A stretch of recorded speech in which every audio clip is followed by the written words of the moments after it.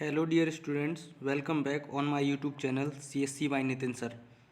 आज की वीडियो में हम रेशियो से संबंधित 10 महत्वपूर्ण प्रश्न सॉल्व करने वाले हैं और यह 10 प्रश्न लगभग सभी एग्जाम्स के लिए अत्यंत महत्वपूर्ण हैं। तो आइए देखते हैं पहला प्रश्न। यदि ए की आय बी से 10% अधिक है और बी की आय सी से 20% कम है तो ए बी सी के आय का अनुपात ज्ञात करें। देखिए यहाँ पे पूछा गया है ए की आय बी से 10% अधिक है और बी की आय सी से 20% कम है। तो हम यहाँ पे सबसे पहले सी की आय मान लेंगे। हमें ए अनुपात बी अनुपात सी निकालना है। ए अनुपात बी अनुपात सी। तो हमने माना सी की आय 100 रुपये है। फिर देखिए इसमें क्या बोला गया था, बी की आय सी की आय से 20% कम है, यानी जो बी की आय है वह सी से 20% कम है। तो सी की आय हमने 100 रुपये मानी है, 100 का 20% 20 होगा और बी की आय है वह 20 रुपये कम है, तो बी की आय 80 हो जाएगी। देन फिर देखिए क्या बोला गया था, ए की आय बी से 10% अधिक है। ए की आय बी से 10% अधिक है, तो हमने यहाँ पे देखा कि बी की आय 80 रुपये आ गई। अब 80 का 10% 8 होगा और जो ए की आय है वह 8 रुपये अधिक है बी की आय से। तो 8 और 80 यानी कि दोनों को जोड़ने से ए की आय कितनी आ जाएगी, 88 रुपये। हमें ए बी सी के आय का अनुपात ज्ञात करना है। तो हम क्या करेंगे, यहाँ पे किसी भी कॉमन नंबर से कैंसिल आउट कर देंगे। देखिए यहाँ पे 4 से कैंसिल आउट करेंगे 22, यहाँ पे आएगा 20 और यहाँ पे आ जाएगा 25। यह किसी भी अब कॉमन नंबर से कैंसिल नहीं होगा। तो जो ए अनुपात बी अनुपात सी है वह 22 अनुपात 20 अनुपात 25, ये हमारा आंसर हो जाएगा। आई होप आपको समझ में आया होगा। देखते हैं नेक्स्ट क्वेश्चन। ए और बी की वार्षिक आय 5:4 है और उनका खर्च 4:3 है। यदि प्रत्येक 500 रुपये की बचत करता है तो ए की वार्षिक आय ज्ञात करें। देखिए इसमें क्या दिया गया है, ए और बी है, इनकी जो आय यानी कि इनकम का अनुपात दिया गया है वह दिया गया है 5:4 और उनका खर्च यानी कि एक्सपेंडिचर की बात करें तो उसका अनुपात है 4:3। यदि प्रत्येक 500 रुपये की बचत करता है, यदि सेविंग की बात की जाए तो 500 ए भी बचाता है और 500 बी द्वारा भी सेविंग की जाती है। तो ए की वार्षिक आय ज्ञात करना है। देखिए ऐसे प्रश्नों को सॉल्व करने के लिए हम क्रॉस मेथड का उपयोग करते हैं। यहाँ पे क्रॉस मेथड का मतलब ये है कि इसका गुणा इससे, इसका गुणा इससे और दोनों को आपस में घटा देंगे। फिर उसकी कंपैरिजन किससे करना है, इन दोनों का तिर्यक गुणा करके आपस में घटाएंगे, जितना आता है तो हम उससे कंपैरिजन करेंगे। तो आइए सबसे पहले देखते हैं इनकम और एक्सपेंडिचर में तिर्यक गुणा करके। तो देखिए 4 और 4 का गुणा करेंगे तो 16 आएगा, माइनस 5 और 3 का गुणा करेंगे तो 15 आएगा। तो 16 माइनस 15 बराबर यहाँ पर 1 आ गया। फिर देखिए एक्सपेंडिचर और सेविंग में से तिर्यक गुणा करते हैं। तो 4 का 500 के साथ गुणा करेंगे तो 2000 आएगा, माइनस 500 का 3 के साथ गुणा करेंगे तो 1500 आएगा। 2000 में से 1500 घटाएंगे तो बराबर 500 बचेगा। अब इस एक और 500 की कंपैरिजन कराएंगे। तो 1 से 500 की जब कंपैरिजन कराएंगे तो 500 कितने गुना है, 1 की तुलना में 500 गुना है। इसका मतलब ये है कि अब सभी वैल्यू कितने गुना होने वाली हैं, 500 गुना। तो क्वेश्चन में पूछा गया था ए की वार्षिक आय ज्ञात करें। तो ए की वार्षिक आय यानी कि इनकम, ए की वार्षिक आय कितनी थी, 5 थी। तो इस 5 के साथ भी 500 का गुणा हो जाएगा। तो 5 गुणे 500 बराबर ए की जो इनकम है वह कितनी हो जाएगी, 2500। ये हमारा आंसर हो जाएगा। क्लियर है। आइए देखते हैं नेक्स्ट क्वेश्चन।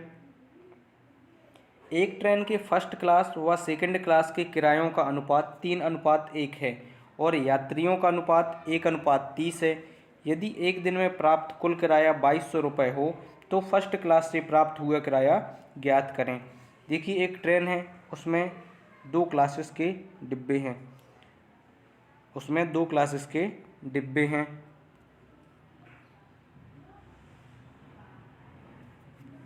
एक है फर्स्ट क्लास और दूसरा है सेकंड क्लास।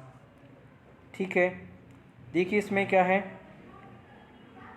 फर्स्ट क्लास व सेकंड क्लास के किरायों का अनुपात, यानी हम फेयर की बात करें तो जो फेयर का अनुपात है वह कितना है, 3:1। और यात्रियों का अनुपात यानी कि जो ट्रैवलर का अनुपात है,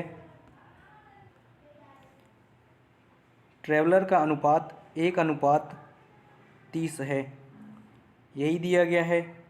फिर देखिए, यदि एक दिन में प्राप्त कुल किराया 2200 रुपये हो, यदि एक दिन में प्राप्त कुल किराया कितना है, 2200 रुपये, तो हमें क्या ज्ञात करना है, फर्स्ट क्लास से प्राप्त हुआ किराया ज्ञात करें। देखिए क्वेश्चन में एक दिन का जो किराया है वह 2200 रुपये प्राप्त होता है। आइए हम इसमें सॉल्व करके देखते हैं कि कितना किराया मिलता है। देखिए अगर फर्स्ट क्लास की बात करें, तो फर्स्ट क्लास ये है, फर्स्ट क्लास का जो फेयर है वह 3 रुपये पर ट्रैवलर है, और जो फर्स्ट क्लास में यात्रियों की संख्या है वह 1 थी।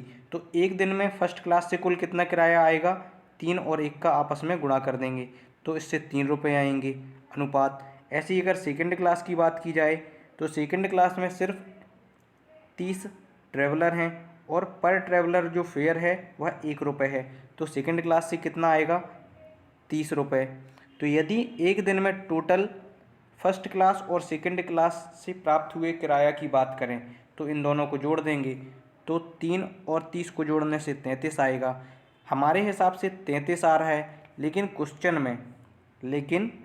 में एक दिन में प्राप्त कुल किराया 2200 रुपये है ना, तो हमें फर्स्ट क्लास से प्राप्त हुआ किराया ज्ञात करना है।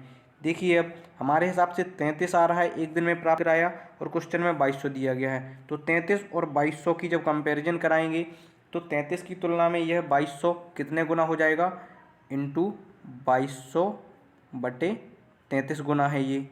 इसका मतलब क्या है, अब सभी वैल्यू 2200/33 गुना होने वाली है। तो क्वेश्चन में हमसे फर्स्ट क्लास से प्राप्त हुआ किराया पूछा गया है, तो फर्स्ट क्लास से प्राप्त हुआ एक दिन में कुल किराया 3 रुपये है। इसका मतलब ये है कि इस 3 के साथ भी 2200/33 का गुणा होने वाला है, तो 3 × 2200/33।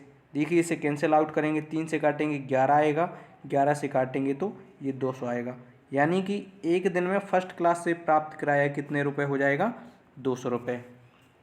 आई होप समझ में आया होगा। आइए देखते हैं नेक्स्ट क्वेश्चन। एक मिश्र धातु में जिंक और कॉपर का अनुपात 3:2 है और मिश्र धातु का वजन 150 ग्राम है, तो कितने ग्राम कॉपर और मिलाया जाए ताकि अनुपात 2:3 हो जाए। चलिए सॉल्व करते हैं इस क्वेश्चन को। एक मिश्र धातु है, उसमें जिंक है और कॉपर है। जिंक और कॉपर का जो अनुपात है वह 3:2 है। यह B4 है, कब, जब अपन ने इसमें कॉपर नहीं मिलाया। फिर हम क्या करते हैं, कुछ ग्राम कॉपर और मिला दिया जाता है, तो यह अनुपात 2:3 हो जाता है। तो आफ्टर यानी कि जब हम कॉपर मिला देते हैं तो यह अनुपात कितने हो जाता है, 2:3। अब यहाँ पे गौर करने वाली बात यह है कि हमने देखी मिलाया तो कॉपर है, लेकिन यहाँ पे जिंक की मात्रा घट रही है, लेकिन ऐसा नहीं होना चाहिए। यदि हमने कॉपर मिलाया है तो कॉपर की मात्रा यानी जो कॉपर का रेशियो है वह बढ़ेगा। जो जिंक है तो जिंक की मात्रा तो सेम ही रहेगी। तो हम क्या करेंगे, दोनों में बिफोर और आफ्टर हम जिंक की मात्रा को बराबर बनाएंगे। जिंक की मात्रा को बराबर बनाने के लिए देखिए यहाँ पे 2 का गुणा करेंगे इस पूरे के साथ, और यहाँ पे 3 का गुणा करेंगे इस पूरे के साथ। देखिए जिंक अनुपात कॉपर, यदि बिफोर की बात की जाए तो जब इस पूरे के साथ 2 का गुणा करेंगे तो जिंक आ जाएगा 6 अनुपात इसके साथ भी 2 का गुणा होगा तो 4। फिर जब आफ्टर की बात की जाए तो यहाँ पे 3 का गुणा करना है, तो 3 का 2 के साथ गुणा होगा तो 6 अनुपात 3 का इस 3 के साथ गुणा होगा तो 9। अब देखिए यहाँ पे जिंक दोनों में सेम हो चुका है। क्लियर है। फिर देखिए इसके पहले एक लाइन और दी थी, मिश्र धातु का वजन 150 ग्राम है। कितना है? 150 ग्राम। तो देखिए मिश्र धातु का वजन यह पहले था जब हमने कॉपर नहीं मिलाया था, तो 6 और 4 को जोड़ेंगे तो कितने ग्राम आएगा? 10 ग्राम। लेकिन क्वेश्चन में यह कितने दिया गया है? यह दिया गया है 150 ग्राम। कितना दिया गया है? 150 ग्राम। इसका मतलब 10 से 150 की तुलना करेंगे तो कितने गुना आएगा? 15 गुना। इसका मतलब यह है कि अब क्वेश्चन में सभी वैल्यू 15 गुना होने वाली हैं। ठीक है। फिर इसके बाद देखिए हमसे क्वेश्चन में पूछा क्या गया है, तो क्वेश्चन में हमसे यह पूछा गया है कितने ग्राम कॉपर और मिलाया जाए। तो देखिए पहले कॉपर की मात्रा 4 थी और अब 9 हो गई। हमने कितने मिलाई? 5 से बढ़ गई। इसका मतलब 5 से तो बढ़ी है, लेकिन सभी वैल्यू कितने गुना होने वाली हैं? 15 गुना। तो 5 × 15 बराबर 75 ग्राम। यानी हमने 75 ग्राम कॉपर और मिला दिया, तब जाके यह वैल्यू 2:3 हो गई थी। आई होप आप सभी को समझ में आया होगा। बहुत ही अच्छा क्वेश्चन है और आसान क्वेश्चन है। सेम इसी टाइप का एक क्वेश्चन मैं वीडियो के अंत में आपको दूंगा, आप सॉल्व करिएगा और उसका आंसर आप कमेंट बॉक्स में दीजिएगा। आइए देखते हैं नेक्स्ट क्वेश्चन। यदि दो संख्याएं 1:3 के अनुपात में हों व उनका गुणनफल 27 हो तो संख्याओं का योग ज्ञात करें। देखिए दो संख्याएं हैं, उनका गुणनफल 27 है और संख्याओं का जो अनुपात है वह 1:3 है। तो हम मान लेते हैं पहली संख्या 1x है और दूसरी संख्या 3x। उनका गुणनफल, तो जब इन दोनों का गुणनफल करेंगे तो आएगा 3x²। वह कितने के बराबर है? 27 के बराबर है। तो 3x² = 27। देखिए कैंसिल आउट करेंगे, 3 से काटेंगे 9 आएगा। x² बराबर कितना आ गया? 9। तो x की वैल्यू यहाँ से आ जाएगी 3। फिर हमसे क्वेश्चन में क्या पूछा गया है कि संख्याओं का योग ज्ञात करें। तो सबसे पहले तो हम वह संख्याएं निकाल लेते हैं। देखिए पहली संख्या हमने 1x मानी थी, 1x मतलब 1 × x की वैल्यू 3, तो 3 आ जाएगी। और सेकंड संख्या 3x यानी 3 × x की वैल्यू 3, तो 3 × 3 9 आ जाएगी। तो योग ज्ञात करना है, 3 + 9 = 12। तो यह हमारा आंसर हो जाएगा। आइए देखते हैं नेक्स्ट क्वेश्चन। एक त्रिभुज की भुजाएं 3:5:8 के अनुपात में है। सबसे बड़ी और सबसे छोटी भुजाओं की लंबाई के बीच का अंतर 25 सेंटीमीटर है। तो सबसे बड़ी भुजा की लंबाई ज्ञात करो। देखिए एक त्रिभुज की भुजाएं हैं, हमने माना A:B:C। कितनी दी गई हैं? 3:5:8। इनके बीच का सबसे बड़ी और सबसे छोटी भुजाओं की लंबाई के बीच का अंतर 25 सेंटीमीटर क्वेश्चन में दिया गया है। हम देखते हैं यहाँ पे सबसे छोटी भुजा 3 है और सबसे बड़ी भुजा 8 है। तो इन दोनों के बीच का जो अंतर है वह कितना है? 5 है। हमारे हिसाब से तो 5 है, लेकिन क्वेश्चन में यह अंतर कितना दिया गया है? 25। तो 5 और 25 की जब कंपैरिजन कराएंगे तो कितने गुना है? यह 5 गुना है। इसका मतलब यह है कि अब सभी वैल्यू कितने गुना होने वाली हैं? 5 गुना होने वाली हैं। तो क्वेश्चन में पूछा गया है सबसे बड़ी भुजा की लंबाई ज्ञात करो। सबसे बड़ी भुजा की लंबाई ज्ञात करो। तो देखिए सबसे बड़ी भुजा की लंबाई कितनी है? 8। तो 8 के साथ भी कितने का गुणा हो जाएगा? 5 का। तो 8 × 5 बराबर 40 सेंटीमीटर। ये हमारा आंसर हो जाएगा। क्लियर है?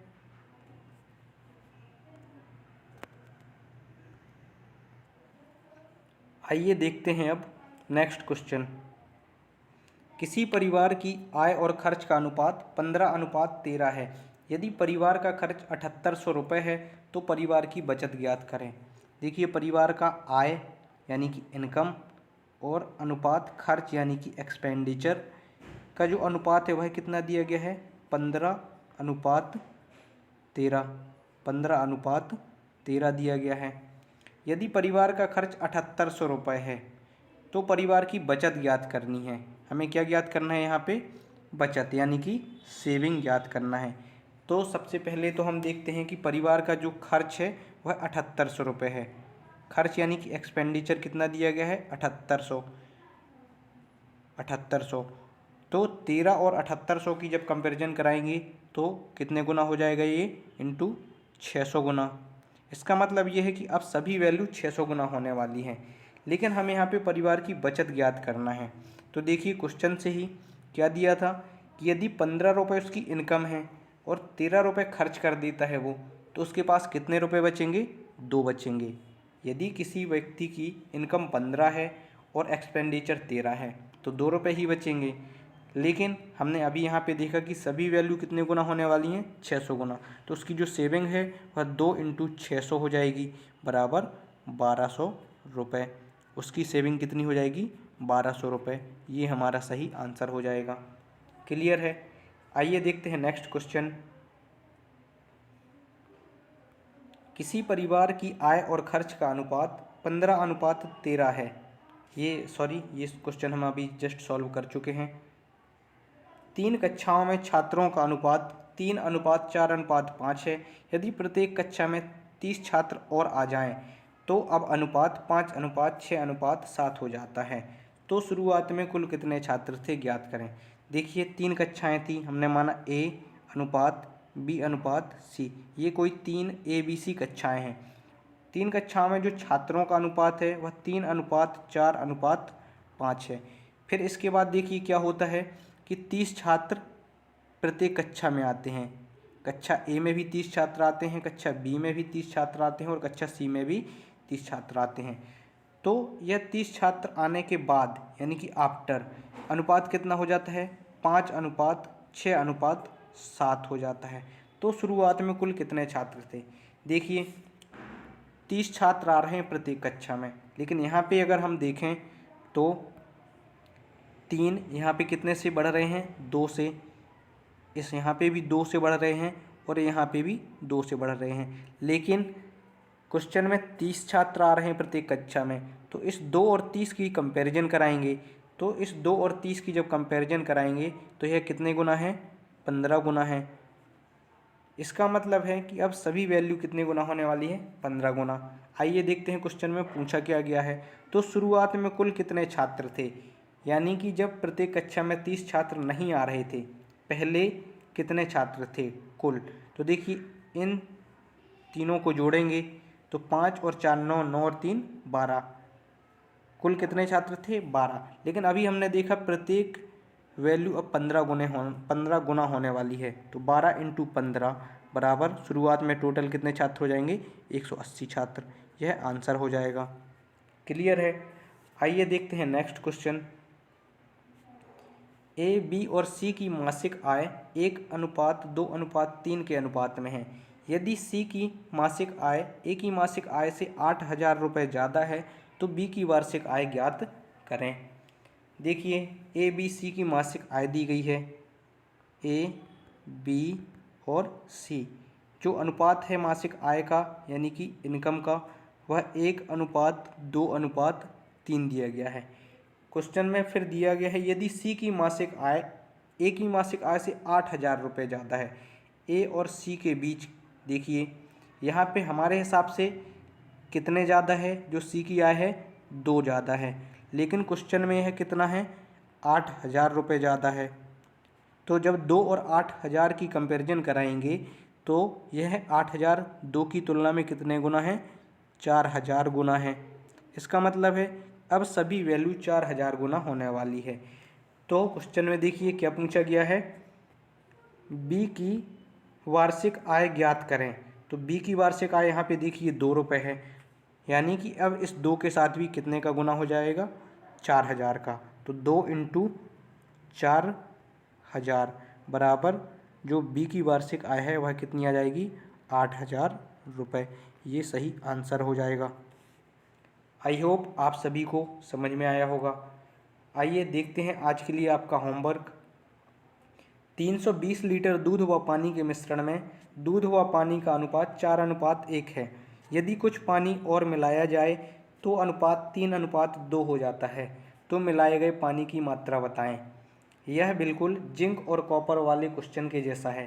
तो आपको यह क्वेश्चन स्वयं से सॉल्व करना है, यह आपके लिए होमवर्क है।